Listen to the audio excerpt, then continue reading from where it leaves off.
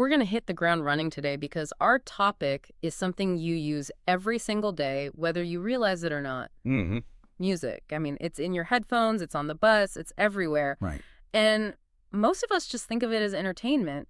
But we're here to show you it's actually a pretty sophisticated tool. It's a tool, exactly. A way to manually manage your energy, your emotions, and probably most important for you right now, your focus.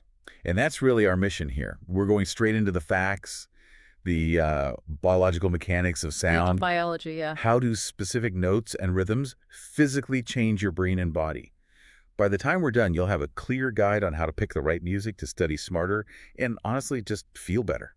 Okay, so let's unpack that connection right away. When you hear a song, let's say it's a track that just instantly makes you happy, that sound goes to your auditory cortex. Yep, that's the processing center. It figures out the notes, the rhythm, all that. But the signal doesn't just stop there, right? Where does it go next? Well, once that sound is registered, the signals flash almost immediately to the limbic system. The limbic system. And why is that so important? It's crucial because it's the brain's powerhouse for emotion and long-term memory. Ah, That's why a certain song doesn't just sound good. It can instantly bring you back to a specific moment.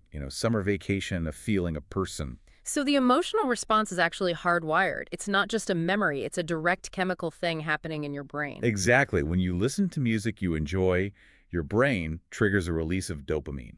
The feel-good chemical. That's the one, the neurotransmitter for pleasure and reward. And what's really fascinating is that this dopamine burst creates a positive feedback loop.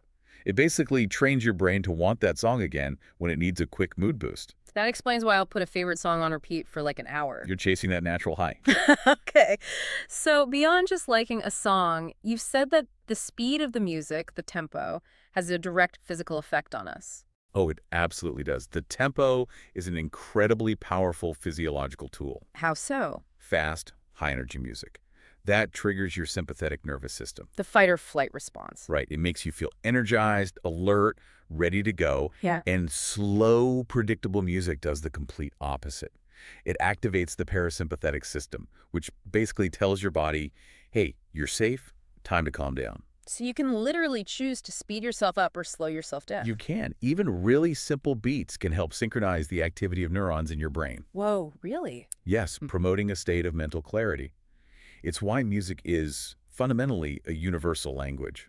We all share this basic biological wiring that responds to rhythm. That brings us perfectly to the challenge of studying. So many students, myself included, find total silence distracting. You hear every tiny noise. Every pen click, yeah. So what kind of background sound is actually helpful for concentration? Well, science is pretty clear on this. Consistency is key, Mm. and volume is everything. For complex tasks, like reading or problem sets, low-volume classical music, or those lo-fi beats channels are excellent choices. Why those specifically? Because they create a constant, non-intrusive soundscape. Mm-hmm. It effectively masks all those little distracting background noises without demanding your attention. But wait, I know so many people who swear that their favorite songs, the ones with lyrics, help them focus because they're motivating. And that feeling of motivation is real. That's the dopamine boost we were just talking about. Right. But when it comes to true, deep focus, Yeah. especially on anything involving reading or writing, lyrics are almost always a distraction. Always. Pretty much.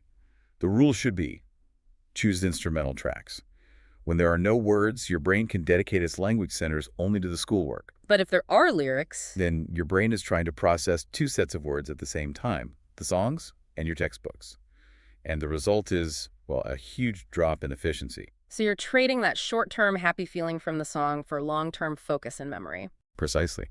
And here's where the scientific payoff gets really cool. The right kind of instrumental music can actually improve your spatial temporal reasoning. Spatial temporal reasoning. Okay, that sounds like a term from a physics class. What does that actually mean? It's your ability to visualize and understand things in space. So think about picturing rotating shapes in geometry, or organizing a complicated history timeline in your head. Or even just structuring a big math problem. Exactly. Research shows that listening to complex but predictable instrumental music, like some classical music, actually helps sharpen that specific skill. That's incredible. So it's not just blocking noise, it's actively helping you learn. It is. Just remember the one big rule for focus. Keep the volume down. Keep the volume moderate. If it's too loud, the music becomes the main event, the primary distraction. It should just be loud enough to fill the space, but quiet enough that you forget it's even there. Okay, let's switch gears. From the pressure of focusing to the difficulty of, well, relaxing, a lot of teenagers really struggle to wind down at night. How can we use sound to tell the body it's time to sleep? We can use what I call the magic tempo. Soft music before bed is great, but you want to look for tracks that have a steady, calming tempo of around 60 beats per minute. 60 BPM. Why that precise number? Is that just random? Not at all. It's not arbitrary. 60 BPM closely matches the heart rate of a healthy person in a deeply relaxed, resting state. So your body tries to match the music. Yes. When your internal systems, your heart and your breathing sync up with that slow external rhythm, it encourages your body to switch into that rest and digest mode. It actually helps slow down the production of stress hormones like cortisol. And that lets the physical tension go, which is a huge point, right? Stress isn't just in your head, it's physical. Absolutely. When you're worried about something, you can feel it physically. Your shoulders get tight, your neck gets stiff. I feel that all the time. Relaxing music helps those muscles literally loosen up.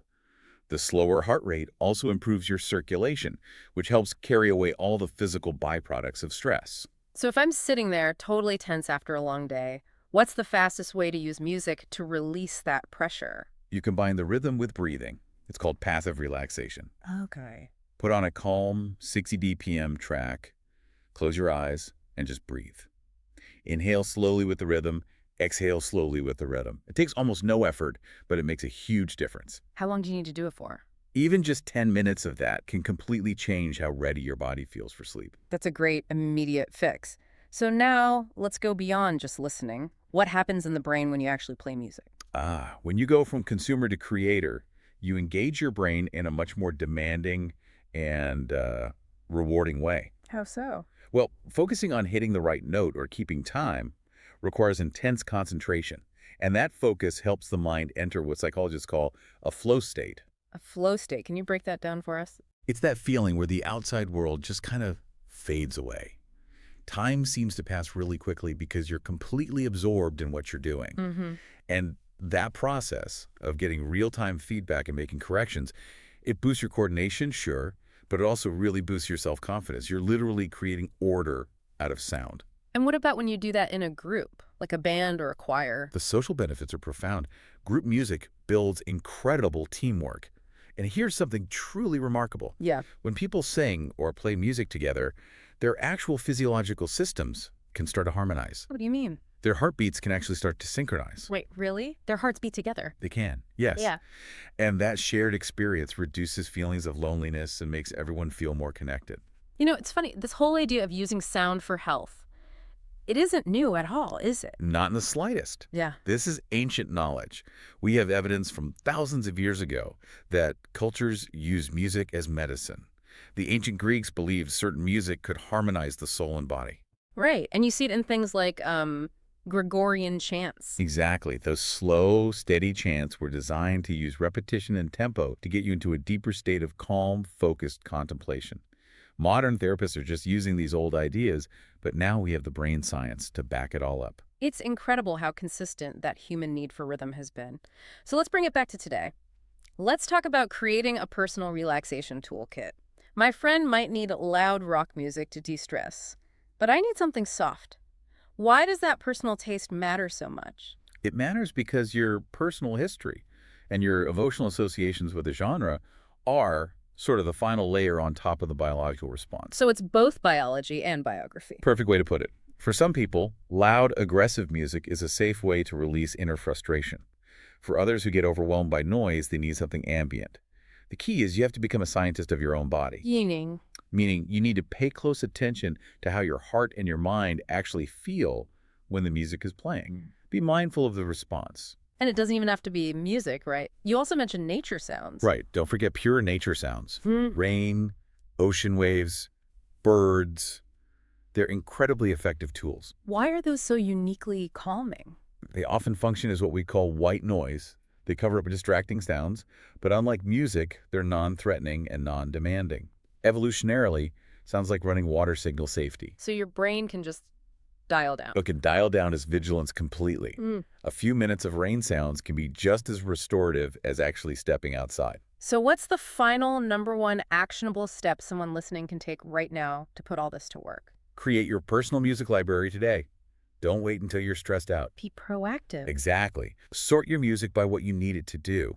Calm, focused, or energized. Find at least 5 reliable songs for each category. Have it ready to go. Have it ready. That way you can manage your stress the moment it starts instead of waiting for it to build up. Think of it less like background noise and more like a deliberate dose of psychological medicine you prescribe for yourself. That's the ultimate takeaway right there. Music is this powerful, flexible tool that's available everywhere to manage your emotions, improve your focus, and get better rest. And understanding how it affects your brain means you now have the power to consciously choose the right sound for the right moment. That choice gives you real control. Good luck with your studies, and we'll see you next time.